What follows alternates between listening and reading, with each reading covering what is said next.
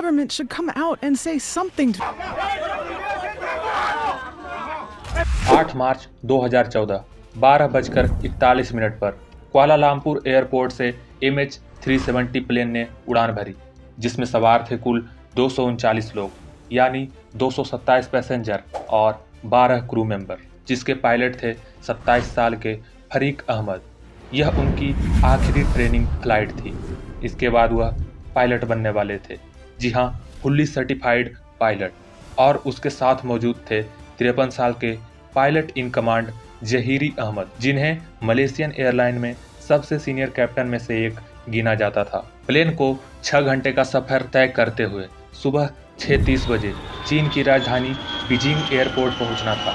Take off के दौरान plane में करीब 50,000 किलो फ्यूल मौजूद था, जो 7 से 8 घंटे की उड़ान के लिए काफी होता है। दूसरी तरफ मौसम भी बिल्कुल साफ था, सब कुछ ठीक चल रहा था। प्लेन को टेक ऑफ किए 38 मिनट हो चुके थे। इसके बाद कैप्टन ने ATC के साथ आखिरी बात की और आखिरी शब्द थे गुड नाइट मलेशियन 370।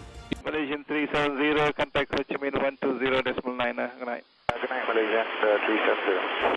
इसके बाद उन्हें वियतनामी एयर स्पेस कंट्रोलर से संपर्क करना था, लेकिन आखिरी चेक इन के 2 से 3 मिनट बाद ही प्लेन मलेशिया और वियतनाम दोनों की रडार स्ट्रीम से बाहर हो जाता है। फिर वह हुआ जो किसी ने नहीं सोचा था। प्लेन ने एक शार्प टर्न लिया।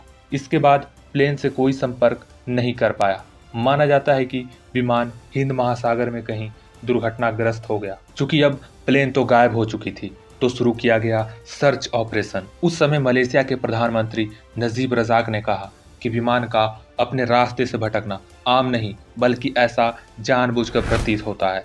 सैटेलाइट डेटा से पता चलता है कि विमान 2 प्रॉपर कॉरिडोर में से किसी एक के साथ कहीं भी संपर्क बना सकता था, लेकिन ऐसा बिल्कुल भी नहीं हुआ। 17 मार्च 2014 को ऑस्ट्रेलियाई समुद्री सुरक्षा प्राधिकरण AMSA ने दक्षिणी हिंद महासागर में MH370 की खोज की जिम्मेदारी ले ली। 22 सैन्य विमानों और 8 देशों के 19 जहाजों की प्रारंभिक खोज ने 4.6 मिलियन वर्ग किलोमीटर से अधिक की दूरी तय की। इस खोज में और भी देश जुड़ते चले गए, फंड जारी किए गए, खोज का दायरा बढ़ाया गया, लेकिन ब्लैक बॉक्स तक हासिल न हो सका। दुनिया के सबसे बड़े सर्च अभियान में 30 से ज्यादा देशों ने भाग लिया, जिस पर लगभग $200 मिलियन खर्च हुए। विमान के गायब होने के 3 साल बाद 2017 में तलाशी अभियान को आधिकारिक तौर पर बंद करने की घोषणा की गई। विमान तो नहीं मिला, पर इसके टुकड़े मिलने के दावे जरूर किए जाते रहे। मॉरिशस, मेडागास्कर, तंजानिया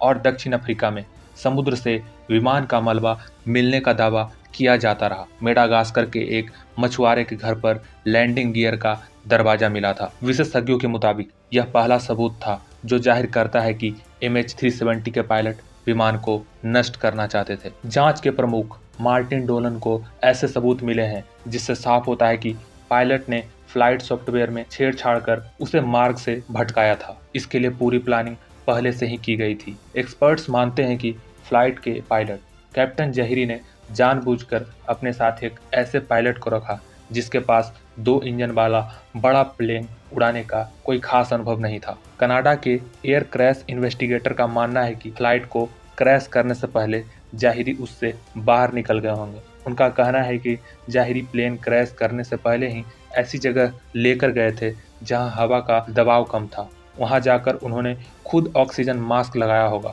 और बाकी यात्री बेहोश हो गए होंगे। एरोस्पेस एक्सपर्ट रिचर्ड गॉडफ्रे ने दुनिया भर में रेडियो फ्रीक्वेंसी में हुई गड़बड़ी को ट्रैक करके विमान के अंतिम रास्ते का पता लगाने का दावा किया। उन्होंने बताया कि समुद्र के ऊपर 360 डिग्री मुड़ने के साथ साथ विमान के मार्ग में असामान्य पैटर्न पाए गए। पायलट ने जानबूझकर विमान को बंद कर दिया होगा। गॉडफ्रे का दावा है कि विमान के उड़ान के 3 घंटे में एक असामान्य होल्डिंग पैटर्न में प्रवेश किया, जो लगभग 20 मिनट तक चला। ऑस्ट्रेलिया के पूर्व प्रधानमंत्री टोनी एबॉट का भी यही मानना था। उनका कहना था कि विमान के कप्तान के आत्मघाती कदम के कारण ऐसा हुआ होगा। विमान के गायब होने से जुड़ी कई और भी पहेलियां हैं। एक रिपोर्ट में दावा किया गया है कि जांचकर्ताओं को अहम फ्लाइट डेटा मिला। इससे पता चला कि एयरक्राफ्ट अंतिम समय तक पायलट के ही कंट्रोल में था।